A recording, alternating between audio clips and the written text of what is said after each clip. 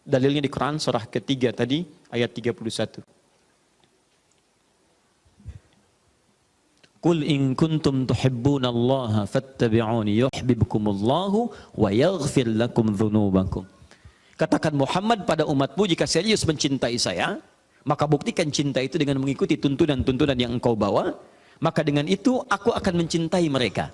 Nah, sekarang kaidahnya ketika Allah mencintai hambanya, apa yang terjadi? Wa yaghfir lakum dzunubakum. Allah akan mengampuni semua dosa-dosanya. Kata para ulama, ciri orang yang diampuni dosanya oleh Allah itu adalah dia akan dijaga, tidak akan pernah berbuat maksiat yang serupa atau maksiat yang lainnya dalam hidupnya. Jadi kalau teman-teman pernah bertobat dari dosa, ciri ampunannya adalah itu tidak akan berulang lagi dan akan berganti jadi amal soleh. Soleh lawannya salah. Soleh lawannya salah. Jadi kalau yang salah sudah hilang, yang soleh muncul. Kata-kata baik itu soleh. Umpatan itu salah. Di orang yang terbiasa meninggalkan umpatan, dia akan terbiasa berkata yang mulia. Sederhana sebetulnya. Jadi kalau kata-kata Anda sedang mengeluarkan yang kotor, ini menunjukkan amal soleh Anda kurang. Karena yang soleh itu tidak akan bertemu dengan yang salah. Maksiat tidak akan ketemu dengan taat. Sederhana. Jadi kalau Anda bisa memilih yang soleh, kenapa Anda pilih yang salah? Ya. Kalau Anda bisa memilih taat, kenapa mesti melakukan maksiat? Rizki itu, Anda mau cari dengan yang soleh atau dengan cara yang salah, tidak akan pernah mengubah jumlahnya. Tetap akan sama. Sampai meninggal tidak akan berubah. Yang beda cuma keberkahannya. Anda cari dengan cara yang jujur misalnya. Hidup Anda sampai dengan meninggal 100 miliar. Anda cari dengan korupsi, nggak akan menambah, nggak akan kurang 100 miliar juga. Cuman barangkali yang beda keberkahannya. Jadi kalau Anda bisa mencari dengan yang halal, kenapa mesti maksa mencari yang haram? Gak akan berubah. Tapi kan lebih banyak itu cuma dikumpulin, bikin Anda capek. Segitu juga nilainya. Anda korupsi datang misalnya 50 juta. 50 juta itu cuma Anda pegang, hitung pegang. Dengan yang satu turunnya 500 ribu per bulan. 500 ribu, dijaga oleh Allah supaya nggak capek. Sudah, kamu nggak usah capek ngitung. Ya, biar saya yang pegang. Butuh, saya kasih. Pas butuh, ada. Pas butuh ada, datang. Saya kemarin malam atau awal malam Jumat kemarin saya cerita, ada keluarga penghafal Quran, hamalatul Quran. Istrinya penghafal Quran, suaminya penghafal Quran, istrinya bahkan sudah punya sanad, anak-anaknya penghafal Quran. Anda tahu teman-teman, suaminya dalam kacamata manusia, hanya dalam kacamata manusia, seorang kuli bangunan. Datang berangkat.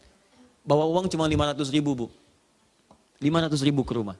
Tapi setiap suaminya bawa uang ke rumah, kata istrinya, alhamdulillah Abi bawa uang banyak sekali.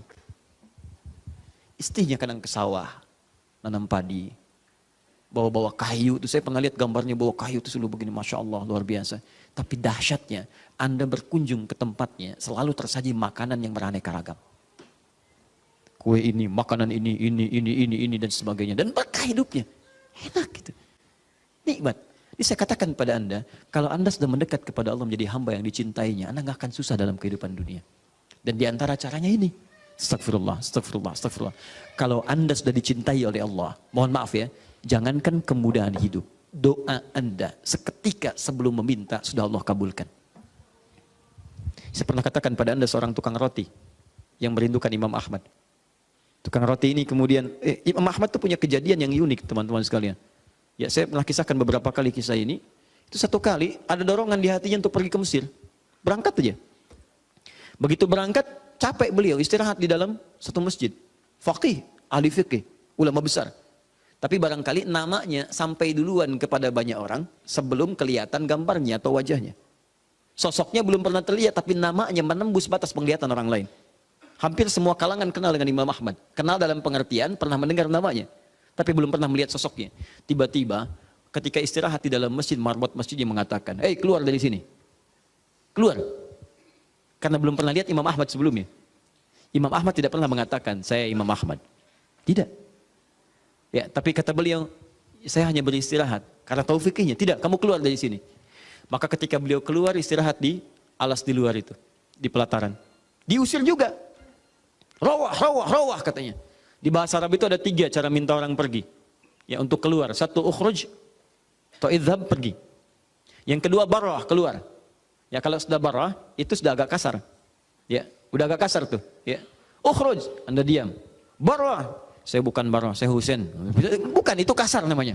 Keluar, keluar. Nah, ada yang ketiga yang lebih kasar lagi, namanya rawah. Rawah dari kata roh, pergi dengan roh-rohnya sekalian. Jangan sampai fisiknya ke sana, rohnya di sini. Ya, atau sebaliknya. Baik, rawah itu disebut rawah, ente rawah, pergi sana. Pergi Imam Ahmad di jalan, kemudian beliau sedang jalan, tiba-tiba kelihatan oleh tukang roti sedang membuat adonan rotinya. Begitu melihat orang ini terlihat semakin lelah, dipanggil oleh beliau, Syekh ta'al huna, kesini, silahkan istirahat dulu.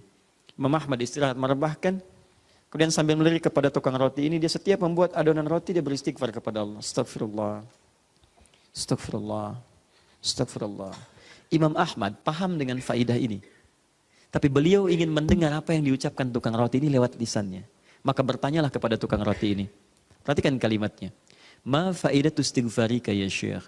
Syekh, Sayyid, Anda saya perhatikan dari tadi setiap bikin adonan, lakukan ini, selalu istighfar. Apa sih manfaat istighfar itu bagi Anda?